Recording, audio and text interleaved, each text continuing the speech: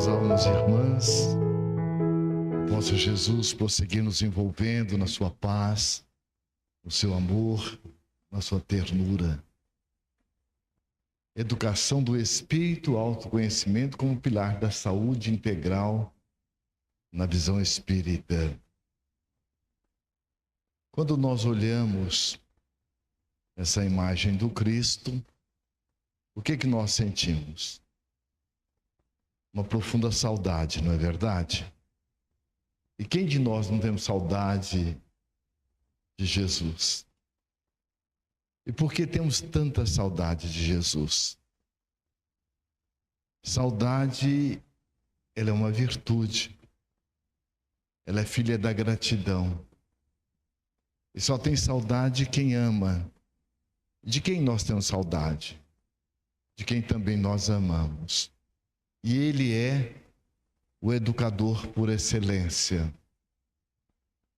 A educação na visão espírita, ela transcende a educação formal, porque ela nos leva a uma compreensão de quem realmente nós somos.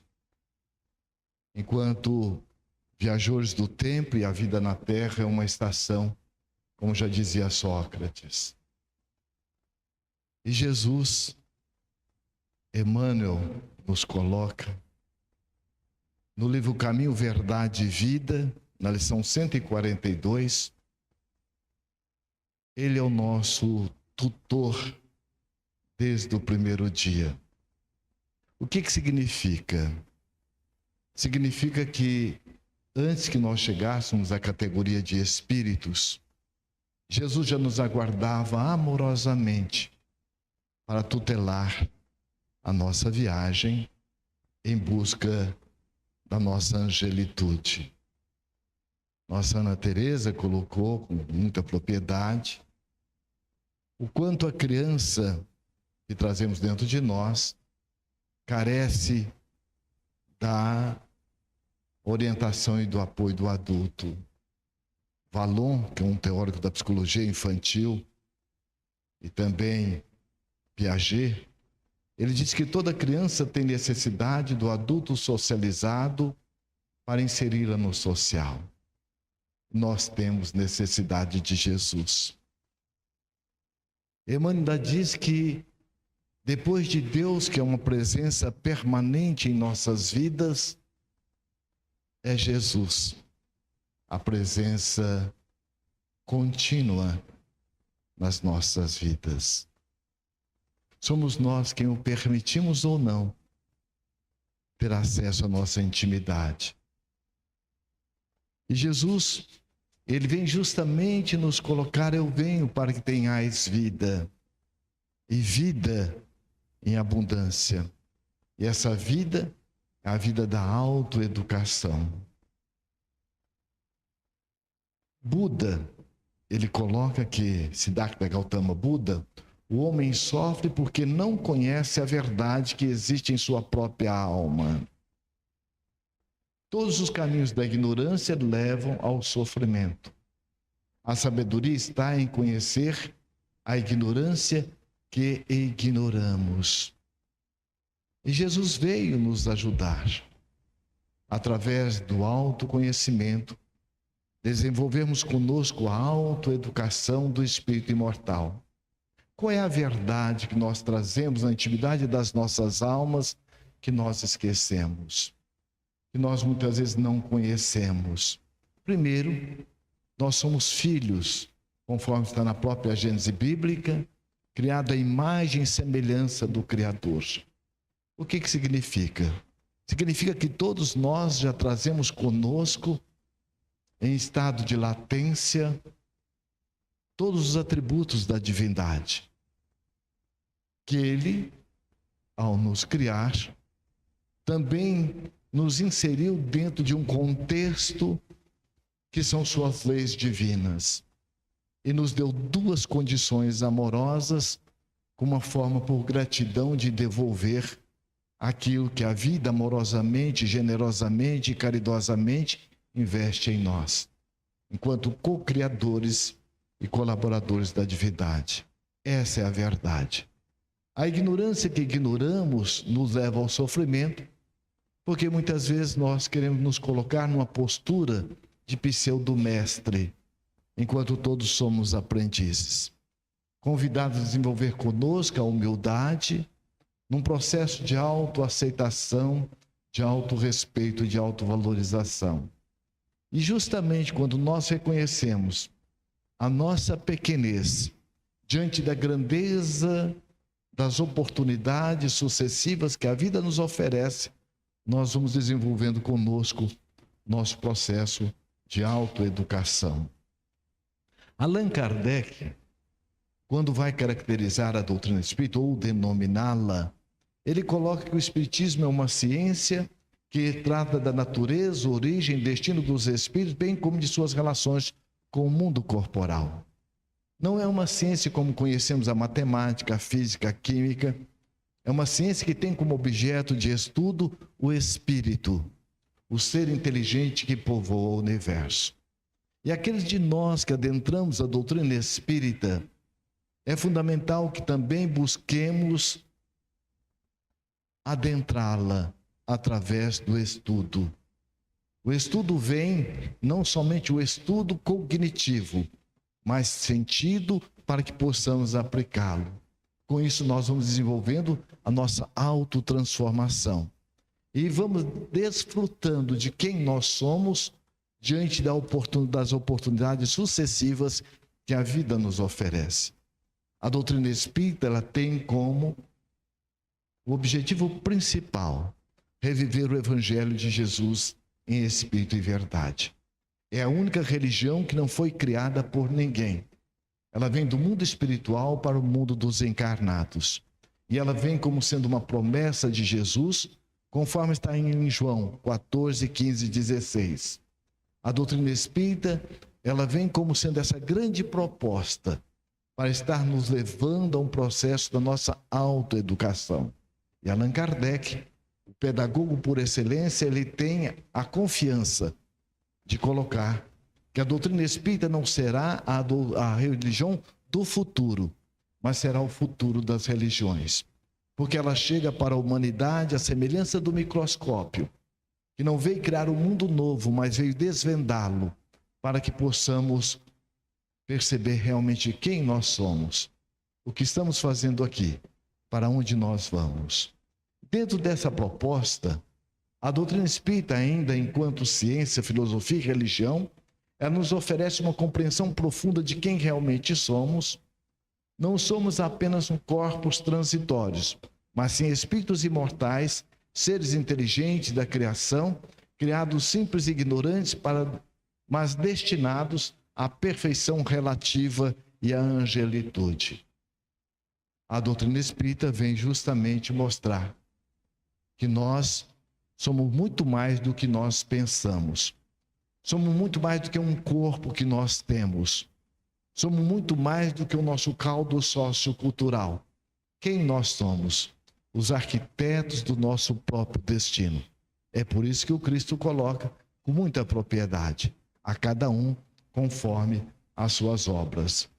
E em O Livro dos Espíritos, na questão 919, na questão 919A, Allan Kardec pergunta aos benfeitores espirituais: qual a forma, um meio prático para que possamos resistir ao mal e desenvolver o bem? Veja, não é um meio qualquer. Ele quer um meio que seja eficiente e eficaz. E é o Espírito Santo Agostinho que vem então nos dizer que o conheça a ti mesmo, recordando Sócrates. O conhecer a si mesmo, Allan Kardec vai mais profundamente, diz, mas como, de que forma? E aí nós vamos ver quanto o Espírito Santo Agostinho, ele cita como sendo uma autoridade moral. O que é autoridade moral?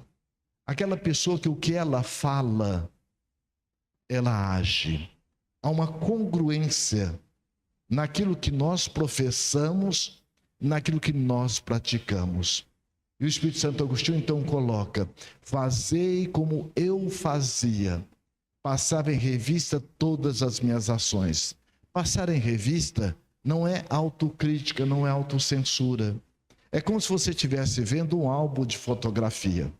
Você vai buscar passar em revista as suas ações do dia e observar onde você agiu indevidamente, ou onde você agiu devidamente, para que você possa ampliar. E onde você agiu deixando a desejar, se autoacolha e vai agora ressignificar.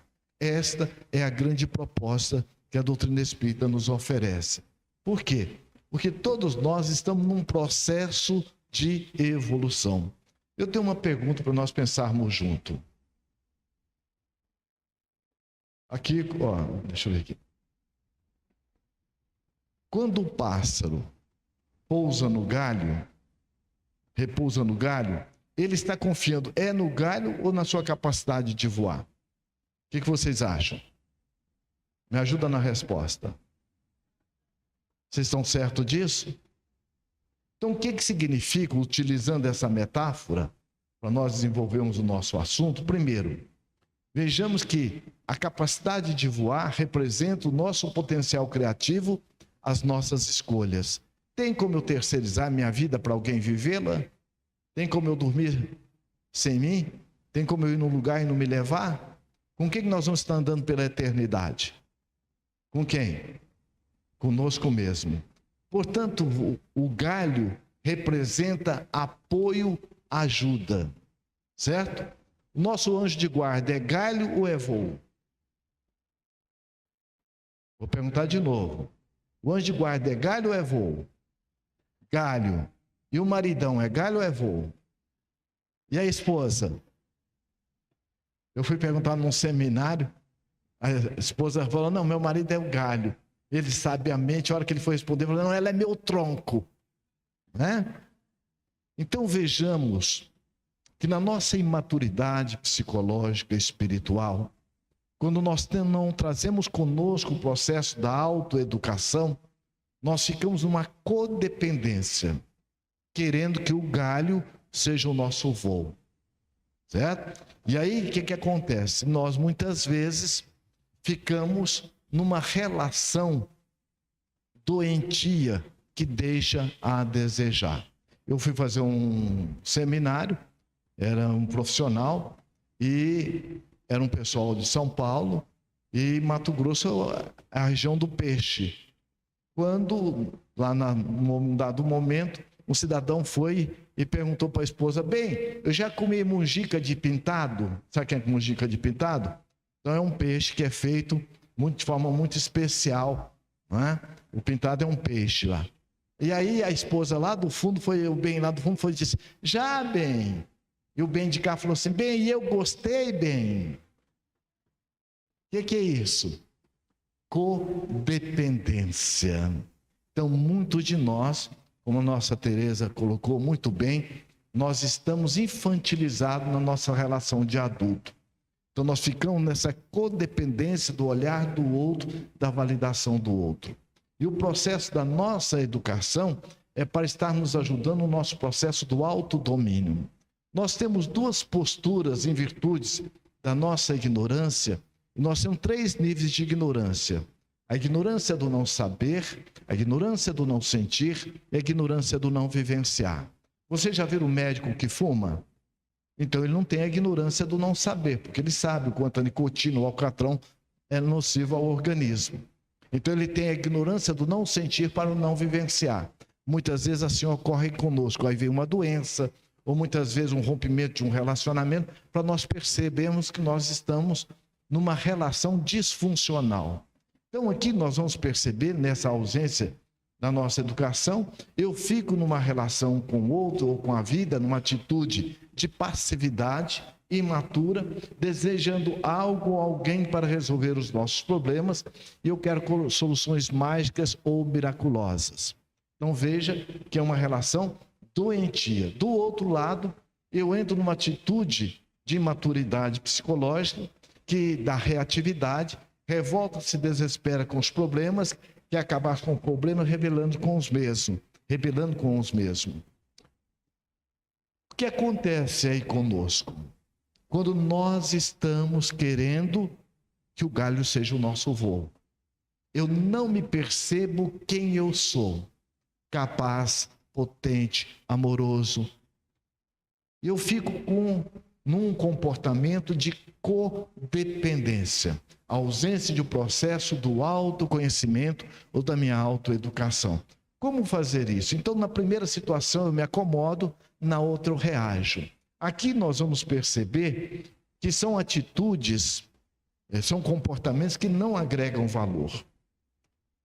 Eu vou fazer uma outra pergunta para a gente pensar junto. Você é uma pessoa, um ser que tem um comportamento, certo? Que tem um padrão mental de comportamento ou de atitude? Comportamento ou atitude? Qual a diferença? Eu tenho uma goteira lá em casa. E eu fui pedir um balde emprestado e coloquei lá na goteira. Encheu o balde, eu joguei água fora. Encheu o balde, eu joguei água fora. Isso é comportamento ou atitude? O quê? O quê? Comportamento ou atitude? Comportamento, qual que é a atitude? Arrumar a goteira. Então, muitos de nós, pela ausência do autoconhecimento e do desenvolvimento da nossa educação, nós ficamos num comportamento. Pessoas que têm, ninguém é depressivo, ninguém é ansioso, porque o que nós somos é o que Deus nos fez. O que eu tenho é por ignorância. Eu posso deixar de ter se eu me trabalhar comigo. Então, o que acontece? Pessoa de comportamento, o que acontece? Ela cria o problema do problema. Ela cria a dificuldade da dificuldade. Ela fica na queixa e na lamentação. E a queixa e a lamentação, ela ocupa o lugar do pensar responsável, como diz o Espírito Joana de Ângeles. Pessoa de atitude, ela vê o problema e busca a solução. Pessoa de comportamento, ela cria a doença da doença. Ela cria a doença das relações. Ela não segue a prescrição médica, ela não toma o remédio. Então, quando nós desenvolvemos um processo da autoeducação, nós entramos num padrão de proatividade. O que é proatividade? É uma palavra da moderna administração que quer dizer aquela pessoa que sabe quem ela é. Primeiro, para quem? Para ela mesma. E sabe também quem ela é nos seus diversos papéis. O papel de pai, o papel de mãe, o papel de professor e assim por diante. Mas também é aquela pessoa que sabe onde ela está e onde ela quer chegar. Porque quem não sabe onde está, como vai chegar onde quer chegar? Mais ainda, ela tem um projeto de vida. Ela se vê não somente enquanto pessoa ou enquanto persona. Ela se vê enquanto um espírito imortal, viajor do tempo e que a vida aqui é temporária. Então, na proatividade, ela entra numa atitude madura, fruto do autoconhecimento, fruto também da autoeducação, e ela também passa agora a agir com competência essencial. A competência essencial é justamente quando Jesus diz assim: tudo que eu faço, vós podeis fazer e muito mais. Ou seja, mostrando, portanto, que Deus não cria ninguém coitadinho nem incapaz. Todos nós somos potencialmente capazes. O que nos diferencia um do outro são as nossas habilidades. Eu sempre vou encontrar alguém que sabe mais do que eu nesse ou naquele capítulo. Como também eu vou estar em certas situações que eu tenho muito mais domínio do que aqueles com quem eu estou convivendo nesse ou naquele capítulo. Mas todos nós somos potencialmente capazes. Com isso, a pessoa que está num processo já do autoconhecimento, ela começa agora a desenvolver os pilares da sua saúde integral, que é a saúde física, psíquica, mental e espiritual. Por quê? Ela entra numa atitude de aceitação diante das dificuldades, dos desafios da vida. Aceitar não é acomodar. Aceitar é um profundo ato de inteligência. Eu aceito que eu estou em dificuldade, mas eu sou mais do que ela. Eu aceito que eu estou em conflito, mas eu sou mais do que esse conflito. Eu aceito que eu estou diante de uma situação de desafios, mas nunca vai me faltar ajuda. Então, com isso, eu vou estar agora me autorresponsabilizando com serenidade. Por quê? Porque eu sei também que ninguém muda abruptamente. Ninguém muda de uma hora para outra. O Espírito André Luiz diz no livro Sinal Verde: o dia não amanhece de uma hora para outra, nem anoitece. Então nós vamos perceber que a nossa mudança, ela se faz paulatinamente. É por isso que o apóstolo Paulo, quando diz assim: o bem que eu quero fazer, esse eu não faço. O mal que eu não quero, esse eu faço. Em cartas aos Romanos. O que ele está dizendo? Ele está dizendo justamente dessa dificuldade, e nós estamos trabalhando, como ele dá o exemplo do homem velho, na busca de uma nova atitude, uma renovação. Com isso, eu agora vou meditar diante dos problemas, porque eu sei o quanto eu sou capaz, eu sei o quanto eu posso, e eu sei o quanto a ajuda nunca vai me faltar. Então eu vou me perguntar, por que eu estou nessa situação? O que eu fiz? O que eu deixei de fazer? Por que eu estou nessa situação? Uma vez que eu tenho consciência que nós estamos mergulhados dentro da lei de amor, justiça e caridade. Nada vai nos acontecer que não esteja no nosso programa, se eu estou fazendo a minha melhor parte. Então, quando eu me pergunto por que eu estou nessa situação, eu passo agora a fazer um trabalho reflexivo. E este é o grande programa da doutrina espírita. Por que Allan Kardec fez o Livro dos Espíritos através de perguntas? Então, a doutrina espírita é uma doutrina eminentemente reflexiva, porque todos nós já trazemos dentro de nós, no imo da nossa consciência, as respostas que nós precisamos. Depois de perceber por que estou nessa situação, o que ela quer me dizer, eu vou estar agora buscando uma segunda pergunta. O que este problema quer me dizer? Porque todo e qualquer problema, ele tem solução. Há um pensamento da psicologia tibetana: problema que não tem solução, solucionado já está. Então, o que realmente este problema quer me dizer? Diante da minha esposa, diante do meu filho, que virtude eu estou sendo convidado a desenvolver nesta situação? Com isso, eu passo agora a ter uma leitura mais aprofundada. Como eu posso agir para me libertar?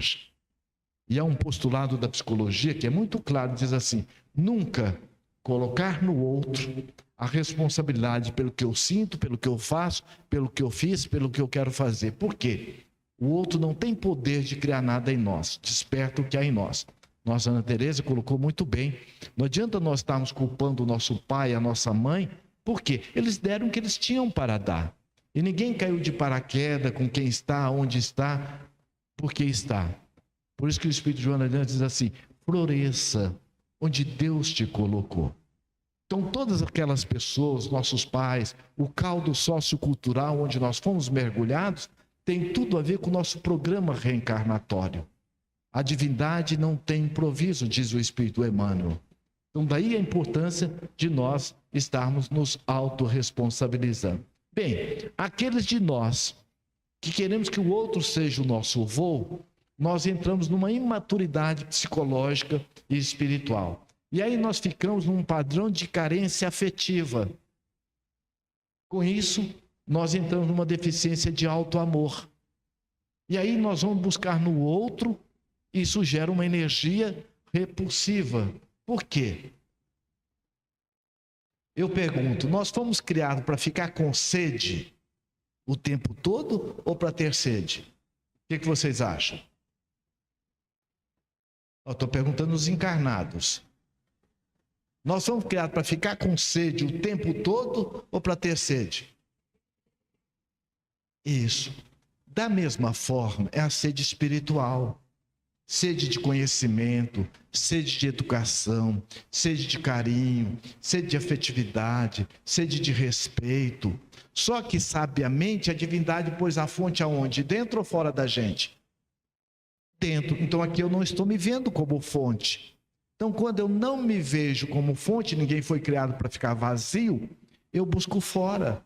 Por isso que a psicologia diz assim, olha, as compulsões, a gula, o sexo desvairado, a compra compulsiva, a bebida, o cigarro, redes sociais, as compulsões, está ocupando o lugar de alguma coisa que eu não estou me dando amorosamente. Então, o que acontece? Se eu estou buscando no outro, eu entro num padrão de profunda insegurança. Nesse padrão da insegurança, eu entro num padrão de codependência, que é o movimento de buscar o amor no outro. Aí, o que acontece? Eu entro num padrão de energia repulsiva, pois a pessoa se torna dependente e pegajosa numa troca de energia. Então, aquela pessoa que está sempre se fazendo de vítima, se fazendo sempre de coitadinho, ela não se vê como sendo o seu próprio voo. Ela quer que o galho, o outro, faça por ela. O que acontece? Nós entramos num profundo desalinho mental e espiritual, e aí vem justamente a nossa doença psicológica, a nossa doença emocional, a nossa doença das relações, inter-relações, porque intimamente eu não estou bem comigo. E diz o Espírito Joana de Anjos, ninguém dá do que não tem.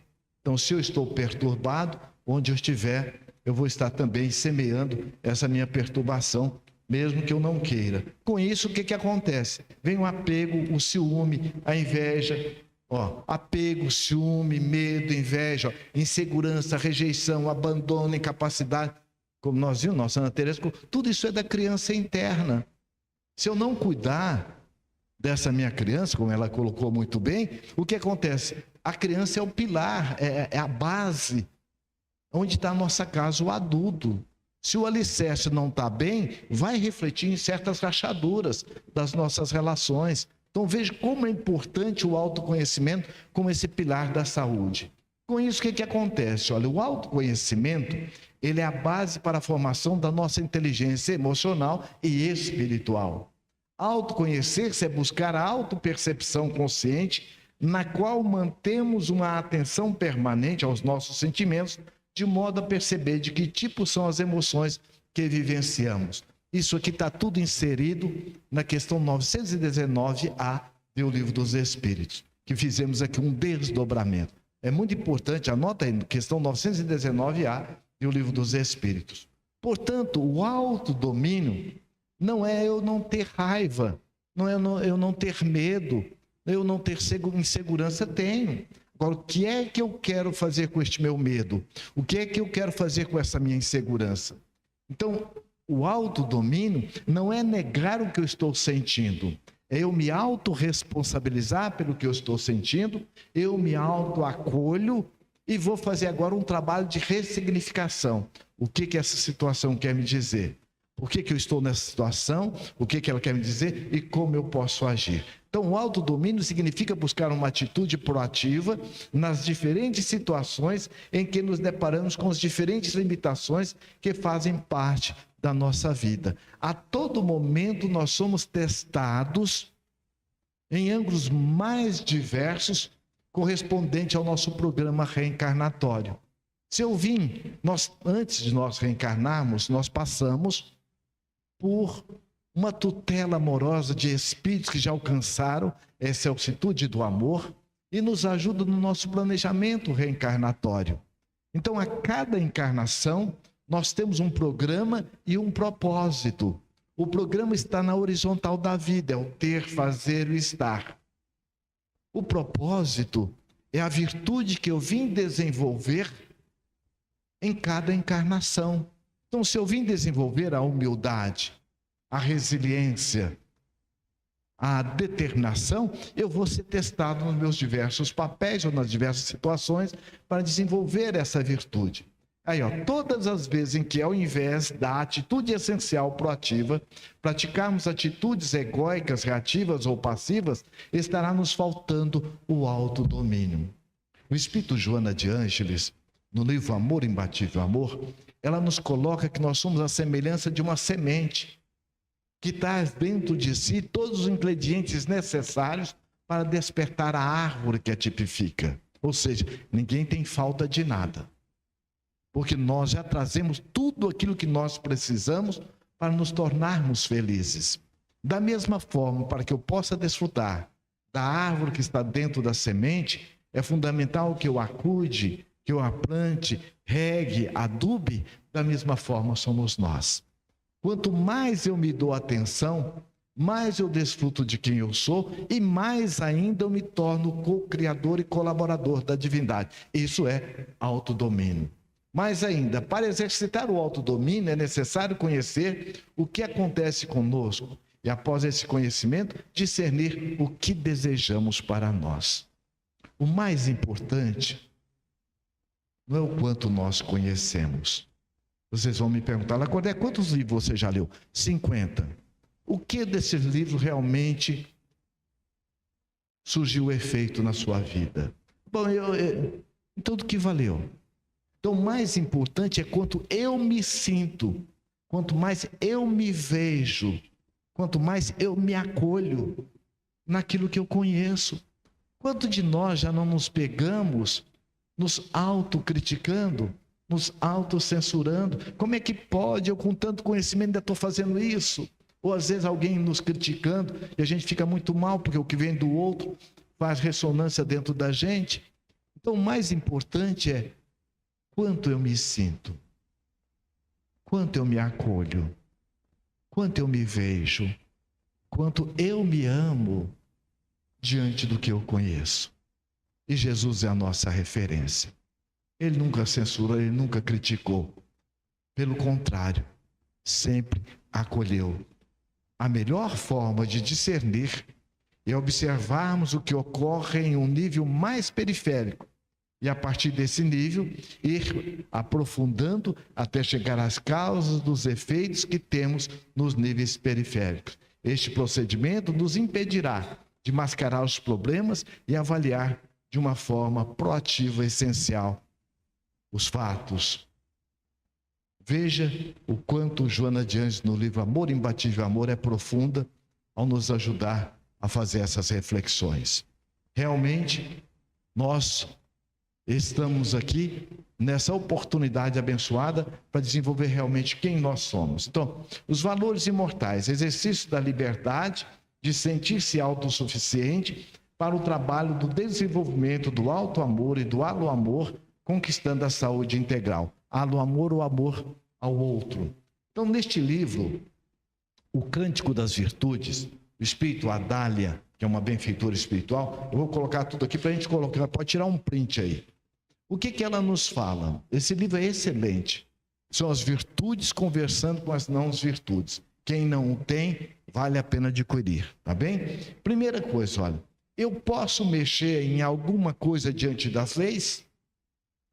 Posso mexer? Posso mudar alguma coisa das leis de Deus? Não. Posso mexer em alguma coisa em Deus? Então, em quem que eu vou trabalhar aqui? Em mim mesmo, enquanto espírito imortal. Então, como que eu vou trabalhar isso? Eu vou fazer um trabalho de entrega e ação. Eu me entrego às leis divinas, como está lá na questão 115 do Livro dos Espíritos. Porque tem como dizer, a partir de hoje eu não quero mais ficar sob a lei da gravidade. Tem jeito? Não. Tem como eu dizer, a partir de hoje eu não quero mais ser filho de Deus. Tem jeito? Também não. Então, as leis, ou nós nos aproximamos, ou nós nos afastamos. Não tem como nós contrariarmos as leis divinas. Quando nós nos aproximamos, vem saúde espiritual, felicidade relativa. Quando nós nos afastamos, doença, mal-estar e assim sucessivamente. Então, qual é o nosso papel? O nosso grande convite, através de um processo autoeducativo. Eu me entrego diante das leis a Deus, numa ação, buscando, porque às vezes assim, Deus vai fazer por mim. Não, Deus não faz, não. Tudo que ele já tinha que fazer, ele já fez. Não é? Eu pergunto, Deus te ajuda? Deus nos ajuda? Ajuda? Olha, isso aqui é sim, isso aqui é não. Ajuda ou não ajuda? Deus é ajuda. Eu que me coloco na sintonia ou não. O sol nos ilumina? O sol nos ilumina? O sol ilumina. Eu me coloco no sol ou me coloco na sombra. E às vezes eu me coloco na sombra do egoísmo, da vaidade, da presunção. Com isso eu me distancio, eu me afasto das leis. Então, diante das leis, eu vou agora reconhecer os meus hábitos que deixam a desejar, vou trabalhá-los num processo de ressignificação dentro da minha característica humana instintiva essencial, trabalhando a característica humana instintiva egóica. Porque os nossos instintos também precisam de educação. O instinto da comida, se eu não educar, eu vou para a gula. Do sexo, eu vou para a sexolatria, e assim sucessivamente. Então, a questão não é o instinto, é como eu posso colocá-lo a serviço do meu crescimento espiritual. Certo? Muito bem. Com isso, nós já estamos trabalhando melhor, né? Nós entramos agora num padrão, olha, pode tirar o print aí, ó. Eu agora já sei quem eu sou, já estou no movimento de autoacolhimento amoroso, porque eu já estou exercitando a minha autoeducação. Com isso, ó, eu me coloco como sendo o ser mais importante que Deus criou e nos deu para quem? Para nós mesmos. Porque Deus é tudo, não falta nada para Ele. E Ele nos deu para quê? Para se autocuidar, se autovalorizar, se autorrespeitar. Então eu que já estou me autoamando, me autocuidando. E vejo o outro como galho, não como meu voo. Eu entro numa energia atrativa, porque eu saio da ilusão de controle. Nós temos 3 ilusões de controle. A ilusão de controle do outro, eu quero mudar minha esposa, meus filhos. A ilusão de controle das circunstâncias, eu quero ficar brigando com o trânsito. Não tem como a gente mudar o trânsito. A outra ilusão das circunstâncias. Eu não devia ter falado, mas já falou. Eu não devia ter feito, mas já fez. Então eu fico na ilusão de controle do tempo, onde gera culpa, depressão, ansiedade. Então aqui eu já estou no autodomínio de mim mesmo. Então eu entro num processo de independência e interdependência. Eu já adquiri a autonomia. É um movimento de dar e receber amor. Dar primeiro para quem? Para nós mesmos. A pessoa mantém a sua independência, pois o amor que ela se dá lhe basta. E ao mesmo tempo se abre a interdependência, que é um movimento de troca de energia amorosa com o outro. O que isso gera? Autoconfiança e confiança no outro, ou saúde espiritual, que reflete na saúde interrelacional. Certo? Muito bem. Como que então surge a doença? Eu vou colocar o print para vocês colocarem tudo, para tirar o print aí. Olha aqui. Como que surge o processo da doença? Primeiro, sentimento de desamor, que vai gerar doença espiritual. Não sou capaz, eu não consigo, eu não dou conta, tudo dá certo para os outros, menos para mim. Eu entro num padrão mental de desconexão com a minha originalidade como filho de Deus. Este quanto energético vai gerar um desequilíbrio, que vai gerar a doença do corpo físico. Primeiro, no corpo perispiritual. Por exemplo, a depressão. A depressão é um padrão mental da pessoa que tem o movimento de querer ficar presa ao passado. É como se eu quisesse tomar banho na mesma água do rio 2 vezes. Tem jeito? Eu posso tomar banho no mesmo rio, não na mesma água. E a mente da gente, ela não distingue o que você está pensando e o que realmente está acontecendo. Quando eu penso, está acontecendo logo. Então, quando eu entro nesses padrões, por exemplo, no caso da depressão, ela tem dores localizadas, vai ao médico, faz todos os exames e não localiza. Por quê? A doença está no corpo perispiritual, no corpo energético, que se não cuidar, vai refletir depois no corpo físico. Então a doença, ela é amiga ou inimiga? Amiga ou inimiga? Eu tive um câncer de intestino, né? E eu fui perguntar para o meu câncer: meu amigo, o que você quer me dizer? Porque a doença, ela é amiga. Porque eles vão perguntar: cadê o Lacordaire? Olha, foi embora com todas as encrencas dele. Cadê o Lacordaire? Olha, ele mudou tanto depois que ele teve aquele câncer. Ele passou a ser uma pessoa mais reflexiva. Ele passou a ser uma pessoa mais ponderada. Ele era aquela pessoa que queria controlar tudo. Então aí a gente vai perceber que cada um de nós temos a nossa doença amiga, nos convidando a refletir e corrigir rumos. E muitas vezes a gente vai perceber que não é o conhecimento que muda, tá vendo? Por quê? Quando Jesus diz assim, olha, conheça a verdade vos libertará. Conheça a verdade, vírgula. E a verdade aplicada, sentida, é que vai realmente trazer as mudanças. Por exemplo, quando eu estava no hospital, eu vi um senhor com o rosto dele todo carcomido do câncer, e ele tinha uma traqueostomia, um aparelhinho que coloca aqui. Ele colocava o cigarro naquele buraquinho, tampava aqui, puxava a fumaça, e quando ele soltava, saía por tudo quanto era buraco. O que é isso, gente? Merece todo o respeito e carinho. Por quê? As compulsões, cigarro, bebida, está ocupando o lugar de alguma coisa que efetivamente ele não dava. Ele tinha um significado tão profundo, o cigarro, para ele, que ele não se dava conta. Por isso que a educação espírita nos leva a nos ver além do corpo, além do que nós pensamos, além do que nós sentimos. Então eu entro num padrão agora, olha lá, na situação passiva, que é uma atitude de pseudo-amor, a pessoa acomoda diante da doença como se ela fosse inevitável e gerando a continuidade desta. No outro, é a reativa. A pessoa se revolta contra a doença, querendo arrancá-la de si mesma, gerando um agravamento dessa. Na passiva, tivemos a oportunidade de atender uma médica que ela teve um câncer de mama com 3 reincidivas. Então veja como é importante nós nos cuidarmos da nossa criança. E quando ela chegou dizendo, meu câncer foi bom.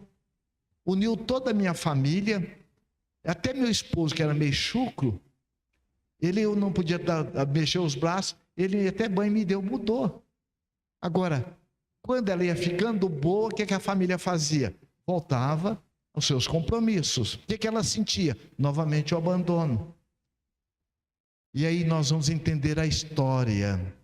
Por isso que é muito importante o processo do autoconhecimento, é nós buscarmos na nossa história e fazer uma ressignificação.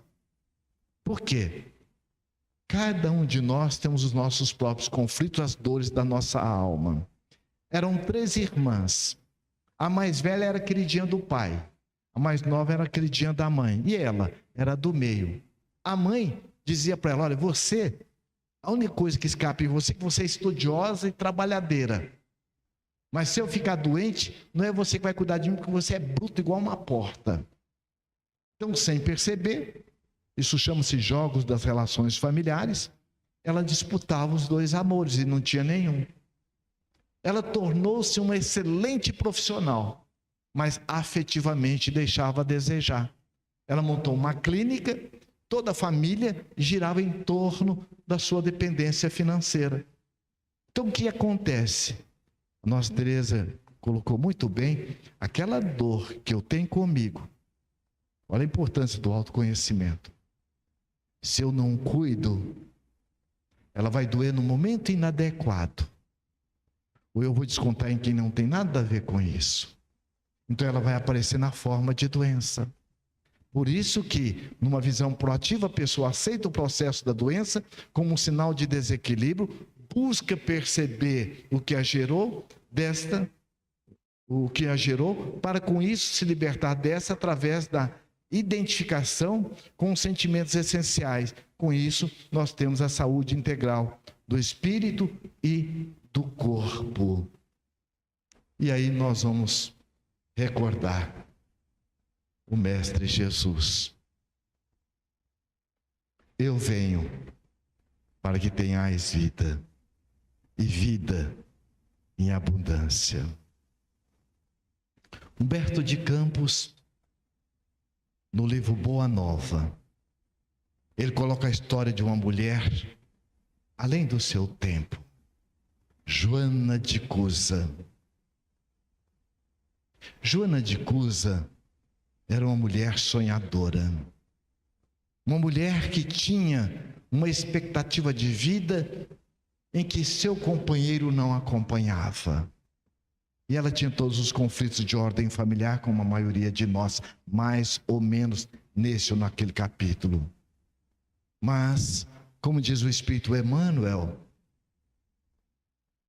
Antes de qualquer problema, a ajuda sempre chega na frente.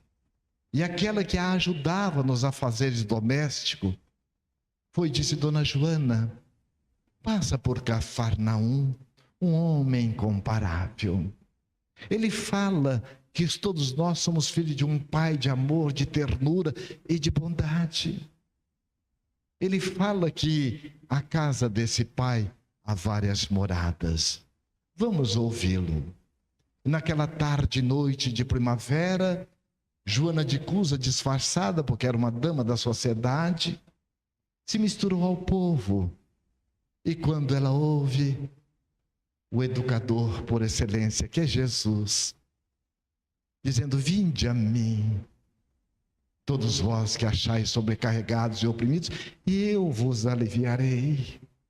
E aprendei comigo, que sou manso e humilde de coração, e encontrareis descanso, repouso para a vossa alma. Aquelas palavras de Jesus eram quais gotas de orvalhos no deserto da alma e na dor de Joana de Cusa. E quando a gente quer, quando nós nos determinamos o como, a gente dá um jeito. E ali ela quis, ela se determinou. Eu quero mais, eu posso mais, eu mereço mais. Eu quero me aproximar de Jesus. E ela ficou sabendo que naquela mesma noite Jesus estaria na casa de Pedro. O que ela faz? Vai até lá. E quando ela bate a porta, ela ouve aquela voz terna, canora, sonora, fraterna, amiga.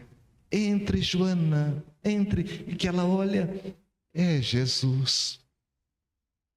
E ela emocionada, então pergunta: mas Senhor, o Senhor me conhece? Oh, Joana, tocando-lhe a mão suavemente, aconchegando ao peito, como faz com todos nós, disse: filha, eu sou o bom pastor. E o bom pastor conhece todas as suas ovelhas nominalmente. O seu nome, meu nome, seu nome, todos os nossos nomes. Nós estamos inscritos no coração de Jesus para nos ajudar no processo do autoconhecimento, desenvolver os pilares da saúde espiritual. Que Jesus nos abençoe e guarde em paz.